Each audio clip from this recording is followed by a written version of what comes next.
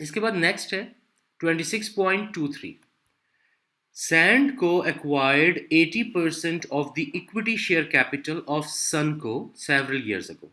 तो पेरेंट इसमें सैंड है और Sunco जो है ये सब्सिडरी है. In the year to 31st December 2004, Sandco made a profit after tax 120,000. Sir requirement पहले पढ़ लेते हैं. What profit is attributable to the parent company in the consolidated statement of profit and loss of the Sand Group for the year ended 31st December 2004. हमने क्या find करना है? Group retained earnings find करनी है. तो इसके लिए हमें इंफॉर्मेशन चाहिए सैंडको की जो कि पेरेंट है और सनको की जो कि सब्सिडरी है. एग्री? ओके. अब यहाँ पे ये बताया कि सैंडको का 31 दिसंबर को प्रॉफिट है 31 दिसंबर 2004 जो कि ईयर एंड है. इस पे इसका प्रॉफिट है 120,000. Okay. And SunCo made a profit after tax 35,000 और सनको का प्रॉफिट है इसी डेट पे है 31 दिसंबर. यस, 31 दिसंबर 2004 को सनको का प्रॉफिट हुआ है 35,000. During the year SunCo sold goods to SandCo at a price of 40,000. मतलब ये कि सब्सिडरी ने सेल की है पेरेंट को. ओके. सेल्स की है, कॉस्ट होगी और प्रॉफिट भी रिकॉर्ड हुआ होगा और उसमें पर्प भी आएगा, लाजमी बात है. ओके. तो during the year SunCo sold goods to SandCo at a price of $40,000. तो इसने अपने पास सेल्स रिकॉर्ड की होगी $40,000. The profit markup was 40% on the sale price. Profit जो है ये है 40% of the sale price. अब ये क्वेश्चन में गिवन है तो ये है 40%. ओके, ये भी हो गया.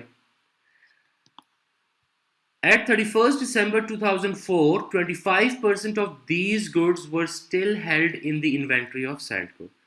तो अनरियलाइज प्रॉफिट कितना होगा, पर्प कितना होगा, जितना भी प्रॉफिट आएगा उसका 25% पर्प होगा. एग्री? यहां तक क्लियर है? ओके. तो पहले तो आप निकालो कि प्रॉफिट कितना आ रहा है. 11428 देख लेते हैं. 40,000 to 0.4 16,000 नहीं आ रहा प्रॉफिट. अच्छा, इस क्वेश्चन में क्या लिखा हुआ है? यहां लिखा हुआ है मार्कअप, तो मतलब आप कॉस्ट पे ले रहे हो उसको. ठीक है, यही कर रहे हो. अब यहाँ क्या लिखा है? वैसे तो जब मार्कअप लिखा होता है यू आर राइट कि हमें कॉस्ट पे कैलकुलेट करना चाहिए प्रॉफिट, लेकिन यहाँ इन्होंने एक चीज़ की है. The profit markup was 40% on the sale price. Markup का वर्ड तो यूज़ किया है बट यहाँ पे उन्होंने स्पेसिफिकली बोल दिया है कि 40% ऑन द सेल प्राइस. तो ये आपकी सेल प्राइस है और उसका डायरेक्टली 40% आपने लेना है. अगर ये ना लिखा होता ऑन द सेल प्राइस फिर आप बिल्कुल कॉस्ट पे कैलकुलेट करते. हाँ, तो जब उन्होंने लिख दिया ना, अब जैसे वैसे वर्ड यहाँ पे यूज़ होना चाहिए था जो अच्छा वर्ड होता, the profit margin was 40% on the sale price, ये होना चाहिए था.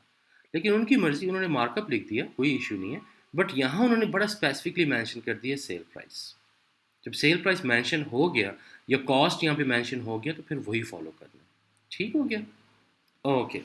पर्ट कितना होगा? 16,000 इंटू 25% जो इन्वेंट्री बाकी है तो ये होगा बिल्कुल 4,000. ये किसके प्रॉफिट में से माइनस करेंगे पर्प? सैंड या सन? बिल्कुल -4,000 और ये आ गया. तो पर्प के बाद प्रॉफिट आ गया 31,000. इसमें से हम दे देते हैं ग्रुप का शेयर. ग्रुप का शेयर कितना होगा? 31,000 इंटू परसेंटेज ऑफ ऑनरशिप कितनी है ग्रुप की? तो 80% हम ले लेंगे. और अब टोटल निकाल लेते हैं ग्रुप रिटेन अर्निंग. तो ग्रुप रिटेन अर्निंग्स कितनी हो जाएंगी? 120 जो पेरेंट का है प्लस ग्रुप शेयर, तो ये आ जाएगा 144,800. तो कौन सा ऑप्शन ठीक है? Option C 144,800. नेक्स्ट है एंटिटी ए एक्वायर्ड. अच्छा, फाइंड क्या करना है? What was the fair value of consideration paid by entity A to gain control of entity B. Consideration again हमने फाइंड करनी है. Entity A acquired 60% of issued equity shares of entity B by exchanging 3 shares in entity A for every 2 shares acquired in entity B. अब यहाँ जो consideration हो रही है, जो पेरेंट कंसिडरेशन दे रहा है, इसमें एक तो वो शेयर्स में दे रहा है। शेयर्स की क्या सिचुएशन है? शेयर्स की ये सिचुएशन है कि अपने 3 शेयर देकर वो सब्सिडरी के 2 शेयर्स ले रहा है। यहाँ तक क्लियर है? ओके, यहाँ लिख भी लेते हैं 3 shares of A for every 2 shares of B। अच्छा, इसके बाद एट दैट डेट और शेयर कैपिटल वो कितना ले रहा है? ऑनरशिप शेयर कितना ले रहा है? 60%, ये भी मेंशन है।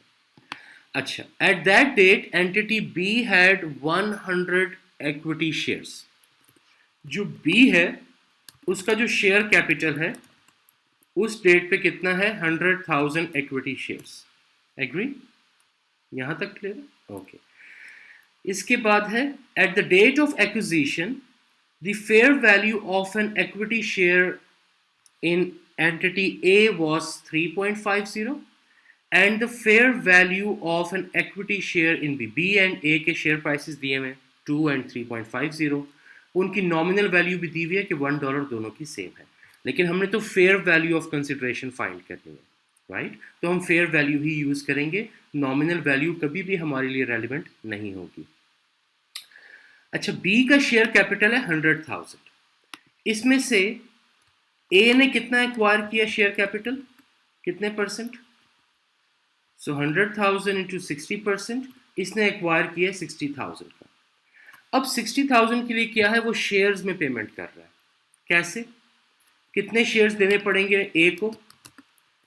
ए कह रहा है कि आपके जो 60,000 शेयर्स हैं इसको मैं डिवाइड करूंगा हर 2 शेयर पे, क्योंकि आपकी कंपनी के मैं 2 शेयर ले रहा हूं, और in return for every 2 share of your company multiply I am paying you और giving you 3 shares of my company. So 60,000 divide by 2 times 3।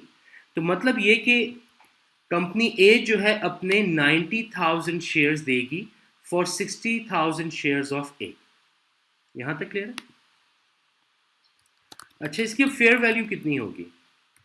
90,000 shares दिए ए ने अपने, जो कंपनी ए है उसके शेयर प्राइस की फेयर वैल्यू कितनी है? Fair value of share price 3.50। तो उसने कितनी टोटल पेमेंट की शेयर्स में? $315,000। तो यही आपकी क्या है? कंसिडरेशन है, और तो कोई कंसिडरेशन नहीं है। तो कौन सा आंसर ठीक है? डी। क्लियर?